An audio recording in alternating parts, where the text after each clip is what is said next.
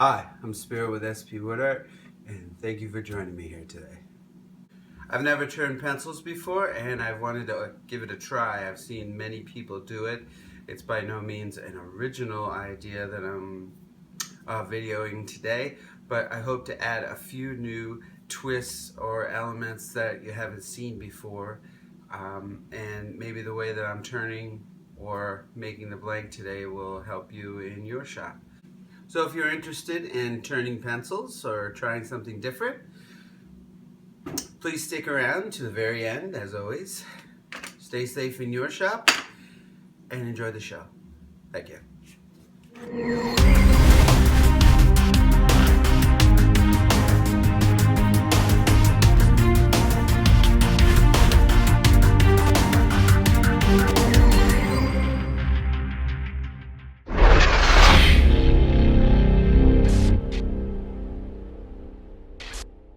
First, I'll start by taking two nails and nailing it into this piece of scrap wood. You just want to make sure you have a 90-degree straight angle and the surface is flat. This sort of gluing jig will assist you in supporting the pencils when you glue them. It will help to minimize uneven blanks and any major gaps in between the pencils. As for the pencils, the first thing that I did was cut off all the erasers so the pencils sit flat on one another. Then organize them by inner color. These are two-tone, normal black graphite number 2 pencils. They are a hexagon shape, which will help with the gluing, not round, though you can use round. I chose these pencils because of the two-tone color and the black graphite, which will make a really neat blank. However, black graphite will smear later if you try to sand it, but I have a solution to fix that problem, so stay tuned. The typical size bottle stopper, as you see here, the one that I purchased, is generally 2 by 2 by 2.5 inches long. And that's the blank size I'm going to go for. So I'll make a general mark so I know how far to come out with the pencils. And that will lend to about 7 or 8 pencils for the base starting row. And before you start gluing your pencils together, you want to add some type of non-stick surface so that the pencils don't adhere to your surface, as in this wax paper. I've chose to use CA glue or super glue or cyanoacrylate, but you can use epoxy as well. I'm using a thick viscosity CA glue to give me more open dry time and to help fill any gaps. Make sure you wear gloves, eye protection, and a well-ventilated area. You'll end up using a lot of CA glue and the fumes get pretty bad. And it's a good idea to keep some CA debonding solution near you just in case your fingers stick together or something. When gluing, apply a liberal, even bead, and you can use an accelerator to help stabilize the previous pencil. I've been alternating the colors in a random pattern because I have more yellow colors than other colors, so this will make for a more interesting blank later. I'll also note that the gluing gets much easier and faster once the base row is complete. Once I've reached about halfway through my desired blank height, I'll flip the blank over and start gluing the pencil from the other side to make more of a round shape. After I let the entire blank sit for 24 hours, I'll start cutting the blanks. And I'm going to do some cross cuts, and this will lend 3 bottle stopper blanks, which is a total of 56 pencils, which is 7, 8, 9, 8 in the middle, and then 9, 8, 7 on the other side as far as the amount of the rows.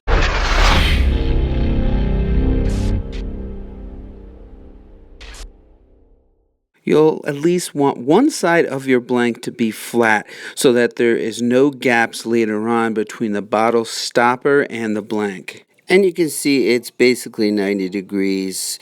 That way, when I'm finished turning, it'll have a unified pattern on both sides of the stopper. I normally use an 11/32 drill bit for my bottle stopper mandrel, but because this is softwood, I'm going to use a 5/16 drill bit, which is 2 sizes down from my normal size, which I use for hardwoods.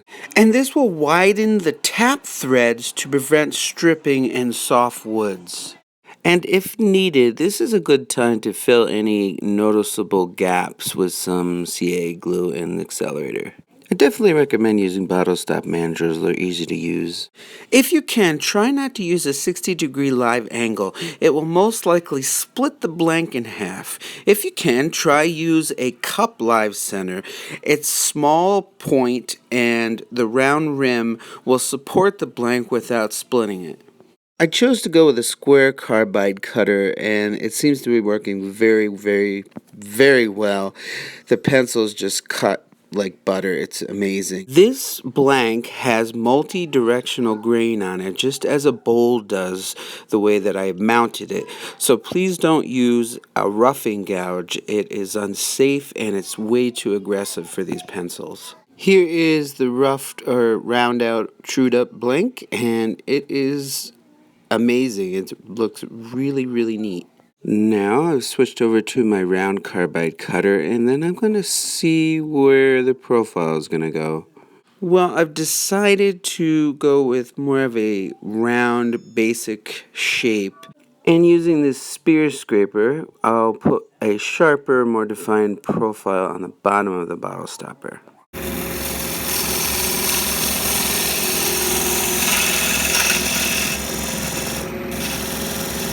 This blank, in my opinion, is too busy for intricate cuts. And to show you, I'll just make a few V-grooves here. So this is, my opinion, but I think this is an eyesore. Too many grooves, it gets hidden into that pattern. I just don't think that these types of blanks are very good for lots of intricate cuts. But art is controversial. It is fun just playing around. But as they say, all play and no work. So I'm going to go back to my round carbide cutter and finish up the profile.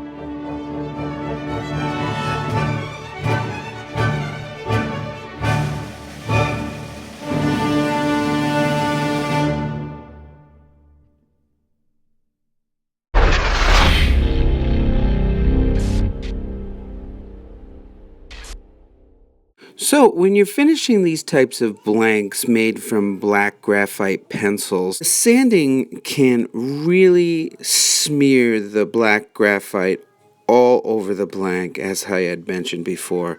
And it could be a bit tricky to overcome. So what I've done is to sand the blank to 150 or a 220 grit to leave it a bit porous.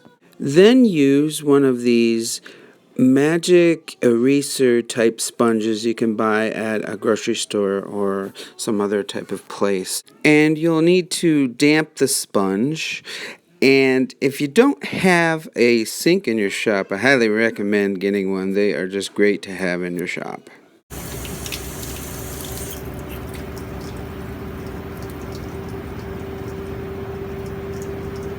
Now these sponges are basically made from a melamine foam, and they clean out little fine pores really well. I use these throughout our house all the time, and I tried various methods. I've used a pencil eraser. You would think that would have worked, but it didn't. I've tried denatured alcohol. That didn't work. It kind of just smeared the lead around. But this sponge worked. Not to perfection, but it worked well enough to clean up the blank.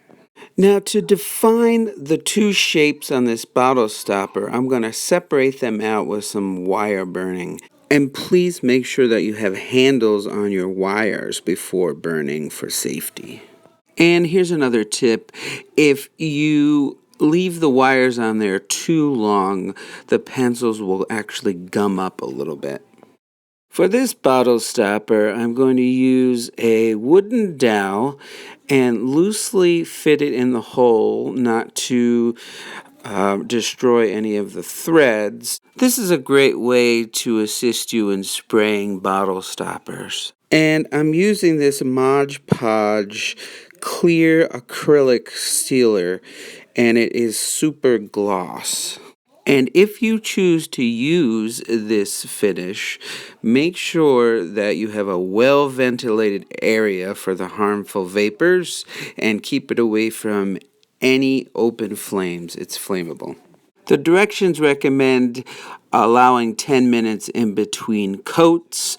I have chosen to do about 5 coats, which really made it thick and shiny. Now all that's left is to assemble the bottle stopper. And I've chosen to use this chrome bottle stopper that is coated with epoxy.